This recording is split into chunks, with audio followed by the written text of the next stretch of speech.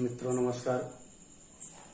मैं विश्वनाथ आप सभी का आपके अपने online YouTube channel target Vishwanath में स्वागत करता हूं। मित्रों, इसके पहले वीडियो में हम लोगों ने भारतीय संविधान के टॉपिक को डिस्कस किया गया था।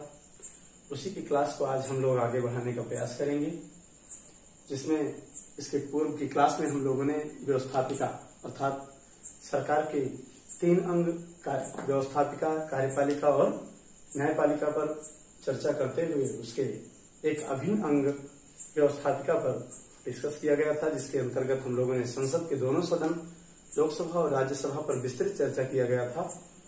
उसी के क्रम में आज हम लोग अपने नेक्स्ट टॉपिक कार्यपालिका पर डिस्कस करेंगे। आइए स्टार्ट करते हैं। आज की क्लास का शुभारंभ हम लोग करते हैं भारतीय संविधान के अंतर्गत हम लोगों ने पार्लियामेंट अर्थात संसद के बारे में डिस्कस किया। एक बार हम लोग पुराने क्लास को रिकॉल करते हुए अपने नए मित्रों को अपने साथ लेते हुए इस क्लास का शुभारंभ करेंगे। जैसा कि हम लोगों ने देखा था कि संविधान किसे कहते हैं, नियमों और कानूनों के संग्रह को संविधान कहते हैं। एक बार हम लोग जो है तेजी से रिवाइज करने का प्रयास करेंगे। नियमों और कानूनों का संग्रह, नियमों और कानूनों के संग्रह को क्या कहेंगे, संविधान कहते हैं। और इस संविधान के अंतर्गत सभी नियमों और कानूनों का संचालन एक सरकार द्वारा किया जाता है। और ये सरकार अपने अंगों द्वारा अर्थात सरकार के कितने अंग होते हैं, 3 अंग। कौन कौन से? व्यवस्थापिका, कार्यपालिका और न्यायपालिका। इन्हीं तीनों अंगों के द्वारा सरकार अपने समस्त नियमों और कानूनों का संचालन करती है। हम लोग इसके पिछले क्लास में व्यवस्थापिका अर्थात व्यवस्थापिका के बारे में हम लोगों ने डिस्कस किया था। व्यवस्थापिका 2 प्रकार की है, केंद्र की व्यवस्थापिका और राज्य की व्यवस्थापिका। केंद्र की व्यवस्थापिका को हम लोग संसद नाम देते हैं, पार्लियामेंट, और राज्य की व्यवस्थापिका को राज्य विधानमंडल के नाम से जानते हैं। ठीक, इसी व्यवस्थापिका का एक नाम विधायिका भी हम लोग जानते हैं, विधायिका के नाम से भी हम जानते हैं। अर्थात ऐसी संस्था, ऐसा स्थान जहां पर इन नियमों और कानूनों की स्थापना की जाती है, विधायिका कहलाती है। ठीक, और इन नियमों और कानूनों का पालन कार्यपालिका द्वारा कराया जाता है। उससे संबंधित किसी प्रकार के डिस्प्यूट या किसी प्रकार की असंवैधानिकता हमारे न्यायपालिका द्वारा देखा जाता है। संसद के दोनों सदन लोकसभा और राज्यसभा, लोकसभा और राज्यसभा, जिसके बारे में हम लोगों ने इसके पिछले वीडियो में विस्तृत अध्ययन किया है। संसद के 2 सदन और संसद के कितने भाग? 3 भाग होते हैं। कौन कौन से? ये तो आपके 2 सदन हो गए। संसद के 2 सदन कौन कौन से? लोकसभा और राज्यसभा। और संसद के भाग कितने होते हैं दोस्तों?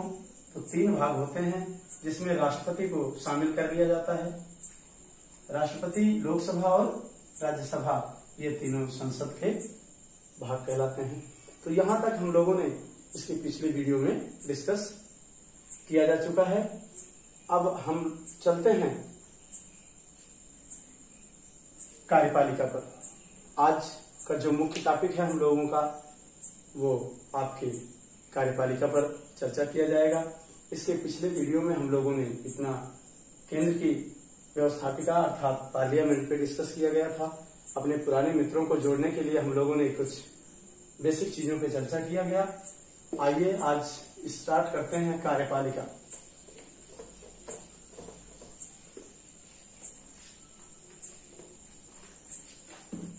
दोस्तों, कार्यपालिका भी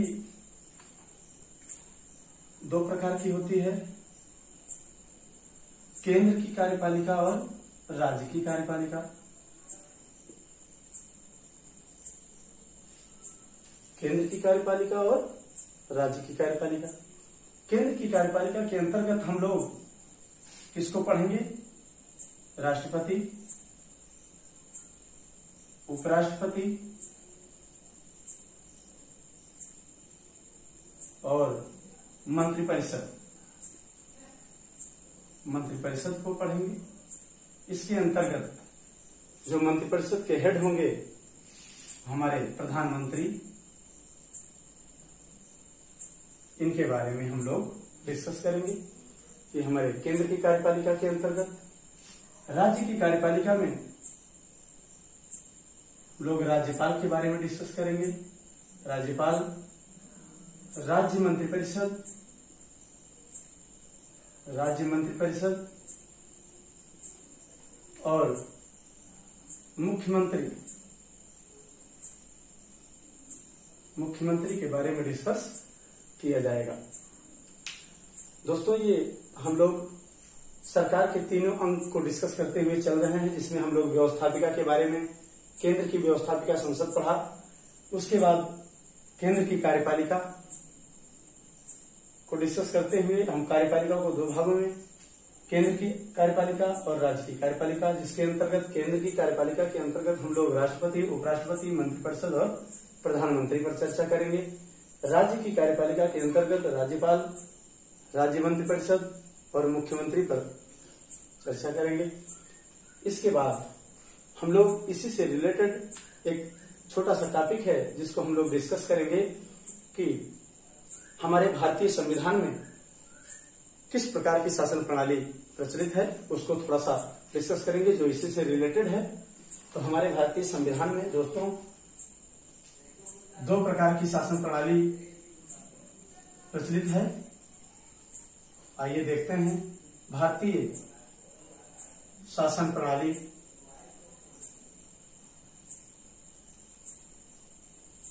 हमारे भारतीय संविधान में, हमारे भारत देश में दो प्रकार की शासन प्रणाली प्रचलित है दोस्तों। कौन सी? पहली संसदीय शासन व्यवस्था, संसदीय शासन व्यवस्था, और दूसरी है संघीय शासन व्यवस्था। ठीक, ये दो प्रणाली हमारे भारतीय संविधान में। Parliamentary system and federal system. कौन सी दो प्रणाली प्रचलित है? पहली आपकी पार्लियामेंट्री सिस्टम और दूसरा फेडरल सिस्टम। देखिए, हम इस पे थोड़ा सा विस्तृत चर्चा करने वाले हैं। संसदीय शासन प्रणाली से क्या तात्पर्य है? संसदीय शासन प्रणाली वह व्यवस्था है जहां पे कार्यपालिका को दो भागों में बांटा गया है। जैसे अभी हम लोगों ने डिस्कस किया कि भारत में कार्यपालिका को दो भागों में, केंद्र की कार्यपालिका और राज्य की कार्यपालिका। अब यहाँ पे हम लोग संसदीय शासन व्यवस्था में कार्यपालिका को दो भागों में बांटकर देखेंगे। ऐसी शासन व्यवस्था, ऐसी शासन प्रणाली जिसमें कार्यपालिका दो भागों में डिवाइड होती है। अर्थात दूसरे शब्दों में हम ये कह सकते हैं कि जहां पे कार्यपालिका व्यवस्थापिका के प्रति उत्तरदायी होती है, तो हम इसमें क्या कहेंगे कि कार्यपालिका एक हमारी, जिसको नामित या नाम मात्र की कार्यपालिका कहते हैं, नाम मात्र की कार्यपालिका।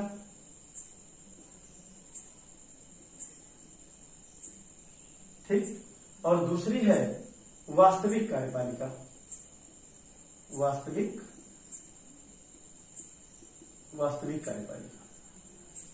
ठीक, संसदीय शासन व्यवस्था ऐसी शासन व्यवस्था जिसके अंतर्गत कार्यपालिका को दो भागों में डिवाइड करके पढ़ते हैं, नामित अर्थात नाम मात्र की कार्यपालिका, वास्तविक कार्यपालिका। अब इसके अंतर्गत हम लोग किसको डिस्कस करेंगे? नामित या नाम मात्र की कार्यपालिका के अंतर्गत हम राष्ट्रपति को रखते हैं और वास्तविक कार्यपालिका के अंतर्गत प्रधानमंत्री को रखा जाता है। ठीक, अर्थात इसको हम कह सकते हैं कि प्रधानमंत्री जो हमारे होते हैं वो सरकार का नेतृत्व करते हैं, सरकार का नेतृत्व करते हैं। ठीक, और राष्ट्रपति हमारे क्या हैं? जो राष्ट्र के प्रथम व्यक्ति अर्थात राष्ट्र का नेतृत्व करते हैं। ठीक,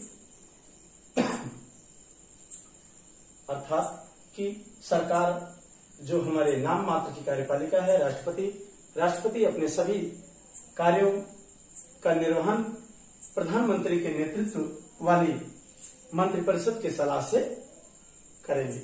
ठीक, ये हमारे नामित और वास्तविक कार्यपालिका हो गई जो संसदीय शासन प्रणाली का अंग है। ठीक, अब हम लोग देखते हैं कि संघीय शासन व्यवस्था किसे कहते हैं।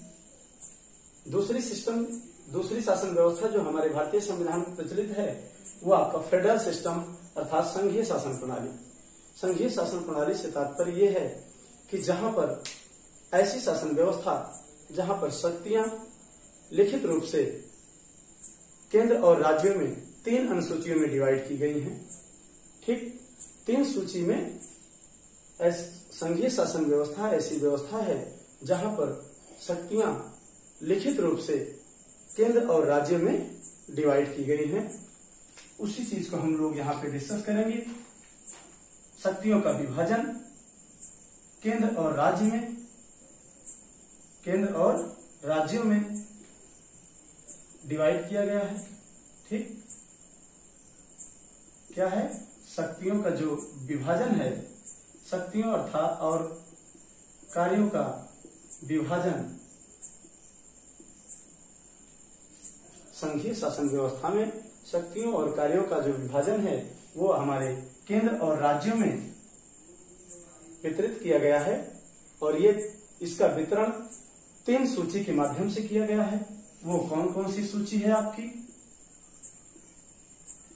3 सूची में केंद्र और राज्यों में शक्तियों का बंटवारा किया गया है।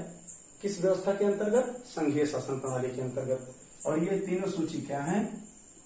पहली आपकी संघ सूची, दूसरी राज्य सूची और तीसरी है समवर्ती सूची। ठीक, संघीय शासन प्रणाली में शक्तियों और कार्यों का विभाजन लिखित रूप से केंद्र और राज्यों में किया गया है। किसके माध्यम से? सूची के माध्यम से, जो संघ सूची, राज्य सूची और समवर्ती सूची के माध्यम से विभाजित की गई है।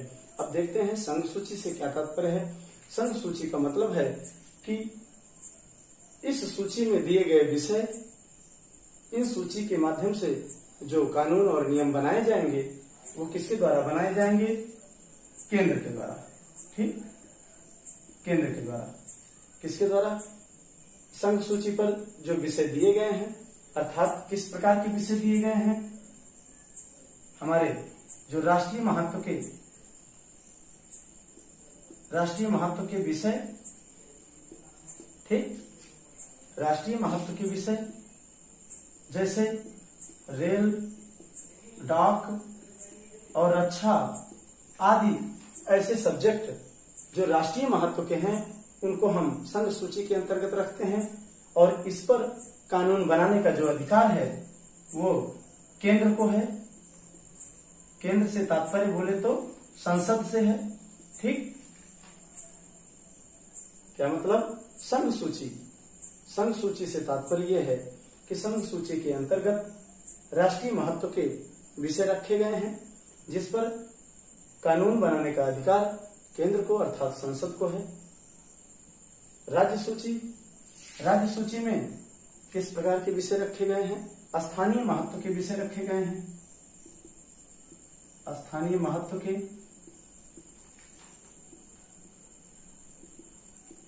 राज्य सूची में स्थानीय महत्व के विषय रखे गए हैं। अब इस पर राज्य सूची के विषय पर जो नियम बनाने की शक्ति है वो किसको दी गई है? राज्य को दिया गया है, अर्थात राज्य के मंत्रिमंडल को दिया गया है। और अब इस प्रकार हम समवर्ती सूची देखते हैं।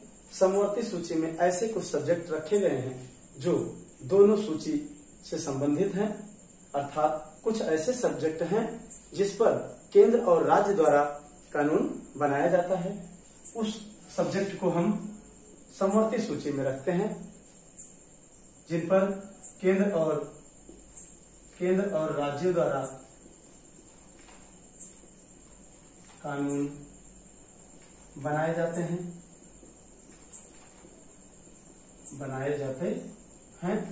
लेकिन केंद्र और राज्यों द्वारा कानून बनाए जाएंगे, लेकिन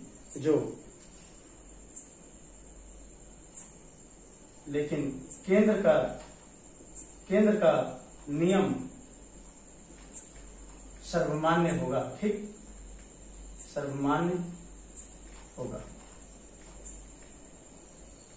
ठीक, समवर्ती सूची में ऐसे सब्जेक्ट रखे गए हैं जिस पर केंद्र और राज्यों द्वारा कानून बनाया जाएगा, लेकिन यदि किसी सब्जेक्ट पर केंद्र और राज्य दोनों द्वारा कानून बनाया जाता है तो उस स्थिति में केंद्र द्वारा बनाया गया कानून मान्य होगा।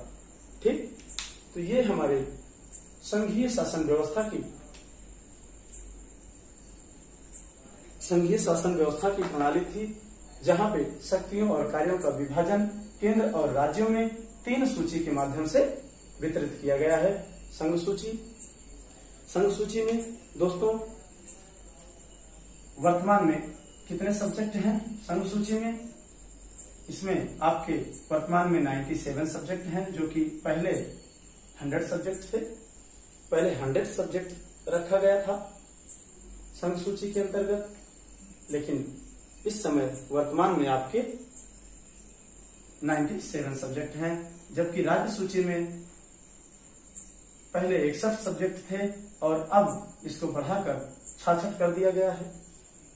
और समवर्ती सूची में स्टार्टिंग में आपके 52 सब्जेक्ट थे, लेकिन वर्तमान में इसको 47 कर दिया गया है। ठीक, इस तरह हम लोग संघ सूची, राज्य सूची और समवर्ती सूची पर भी थोड़ा सा डिस्कस कर दिए कि संघ सूची क्या है, इसमें किस प्रकार के सब्जेक्ट होंगे, और राज्य सूची क्या है, जिसमें राष्ट्र स्थानीय महत्व के सब्जेक्ट होंगे, जैसे पुलिस और आपके कृषि से संबंधित जो स्थानीय महत्व, इस टाइप के जो सब्जेक्ट होंगे वो स्थानीय महत्व के सब्जेक्ट माने जाएंगे, जिस पर कानून बनाने का अधिकार राज्य को होगा। समवर्ती सूची, जिस पर ऐसे कुछ सब्जेक्ट होंगे जिन पर संघ और राज्य दोनों को कानून बनाने का अधिकार होगा, लेकिन यदि किसी ऐसे सब्जेक्ट जिस पर दोनों द्वारा कानून बनाया जाता है, राज्य द्वारा और संघ द्वारा, तो इस परिस्थिति में केंद्र द्वारा बनाए गए कानून मान्य होगा। इस तरह हम लोगों ने आज संसदीय शासन व्यवस्था और संघीय शासन व्यवस्था को भी इसी चैप्टर के साथ अध्ययन किया। इसके बाद हम लोग कार्यपालिका को देखते हैं, जिसमें हम लोगों ने अभी इसके पहले कार्यपालिका का डिस्कशन किया था। कार्यपालिका जो हम लोग अध्ययन करेंगे, केंद्र की कार्यपालिका और राज्य की कार्यपालिका। केंद्र की कार्यपालिका के अंतर्गत राष्ट्रपति, उपराष्ट्रपति, मंत्रिपरिषद और प्रधानमंत्री को डिस्कस करेंगे। ठीक, अब यहाँ पे प्रधानमंत्री को देखा जाए तो ये किस प्रकार की कार्यपालिका के अंतर्गत आएंगे। यहाँ पे हम लोग संसदीय शासन प्रणाली के अंतर्गत डिस्कस किए हैं कि नामित कार्यपालिका, नाम मात्र की कार्यपालिका और वास्तविक कार्यपालिका। तो प्रधानमंत्री हमारे वास्तविक कार्यपालिका के अंतर्गत आएंगे, जबकि राष्ट्रपति नाम मात्र की कार्यपालिका के अंतर्गत आएंगे। इसलिए हम लोग नेक्स्ट वीडियो में अपने राष्ट्रपति को डिस्कस करने का प्रयास करेंगे। नेक्स्ट वीडियो से हम लोग कार्यपालिका अपने मुख्य टॉपिक पर आगे बढ़ेंगे। इस तरह हम लोग आज एक छोटे से भाग में इस छोटे से टॉपिक को डिस्कस करने का प्रयास किया गया और अपने टॉपिक जो मुख्य टॉपिक है हमारा कार्यपालिका, उसको पढ़ने के लिए एक भूमिका तैयार किया गया। उम्मीद यही है कि आप सबको ये सारी चीजें समझ में आई होगी और नेक्स्ट टॉपिक हम लोग नेक्स्ट क्लास में डिस्कस करेंगे। तब तक के लिए धन्यवाद।